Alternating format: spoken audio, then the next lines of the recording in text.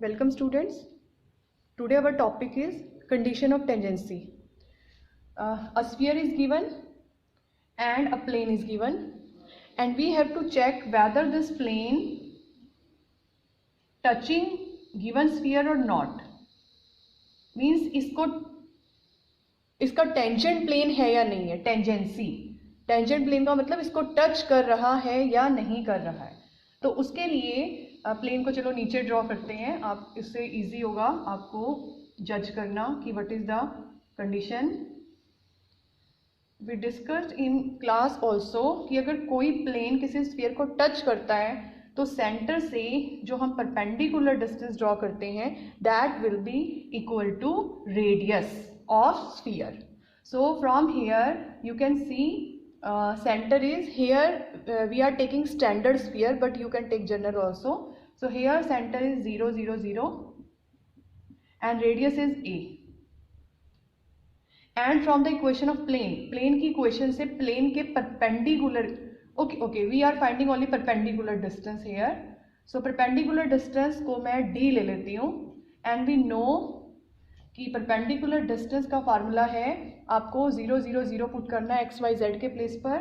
So we have 0 plus 0 and minus P divided by under root of L square plus M square plus N square. This is perpendicular distance D. और लेकिन ये D R के equal है, R means A के equal है. सो D के place पर हम यहाँ ए पुट करेंगे is equal to A.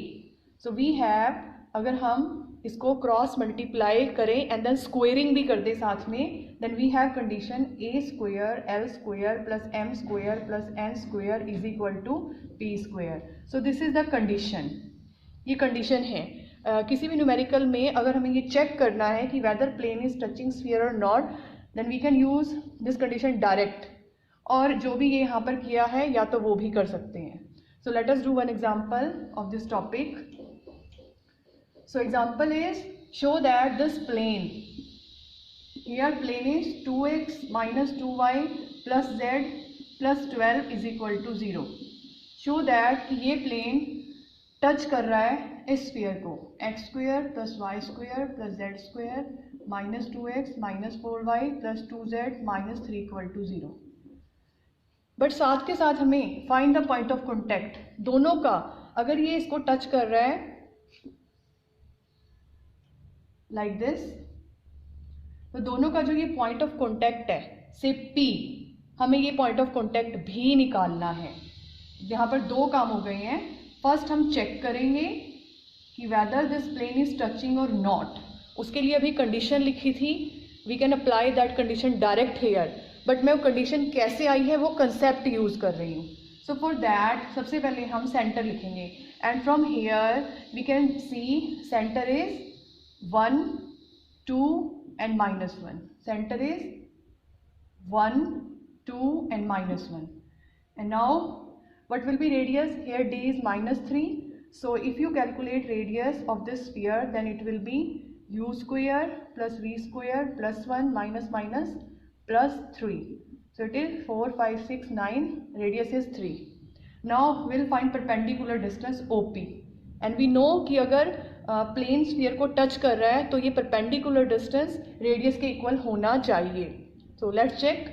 And to find perpendicular distance OP, और you can say D from this point to this plane. Plane की इक्वेशन यहाँ भी लिख लेते हैं. 2x minus 2y plus z plus 12 equal to 0. ये equation मैंने यहाँ लिखी है. और इस पॉइंट से यहाँ डिस्टेंस निकालने के लिए पॉइंट को यहाँ पुट करते हैं. 2 × 1 minus 2 × 2 plus minus 1 plus 12 divided by under root of 2 square plus minus 2 square and plus 1 square. And if you solve this we will get 2 minus 4 minus 1 plus 12 divided by 3. So it is 10 14 minus 6 3. 14 minus 5. ठीक है. D is also 3. Radius is also 3, distance is also 3. दोनों same है. So we can say कि plane इसको touch कर रहा है.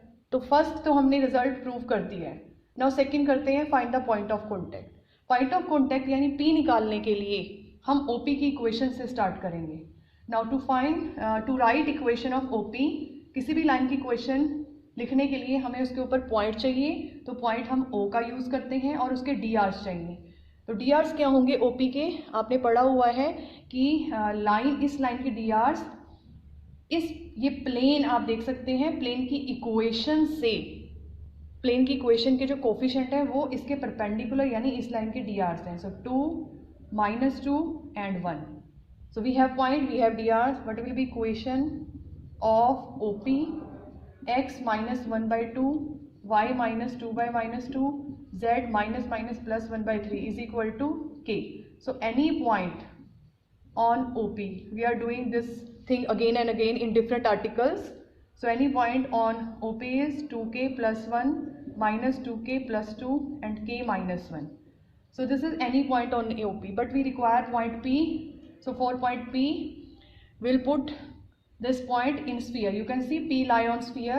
So लिखेंगे if above point is P, then it must lie on sphere 2.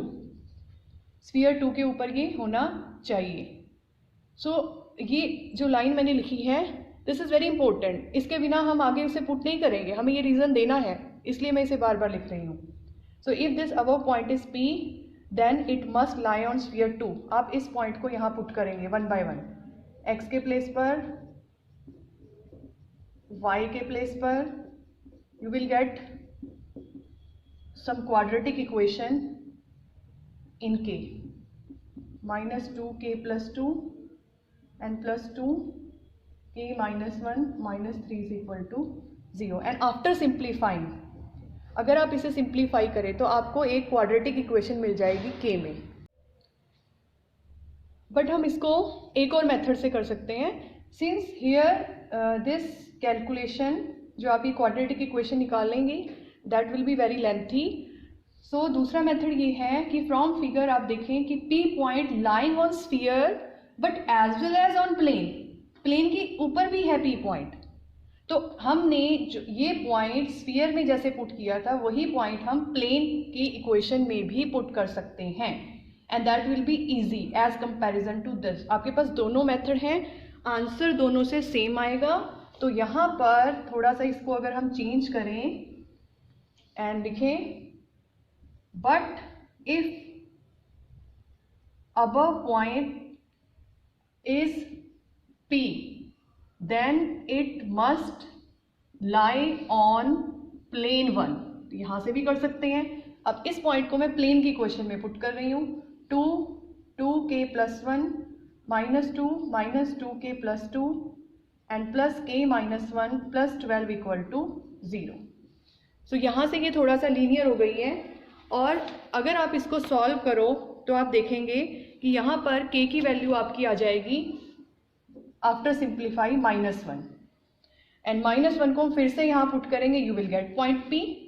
So value put करने के बाद पॉइंट P आएगा -2 + 1 -1 and it is 4 and -2. So this is point of contact. Second part जो हमने करना था, we have point of contact. Thank you students.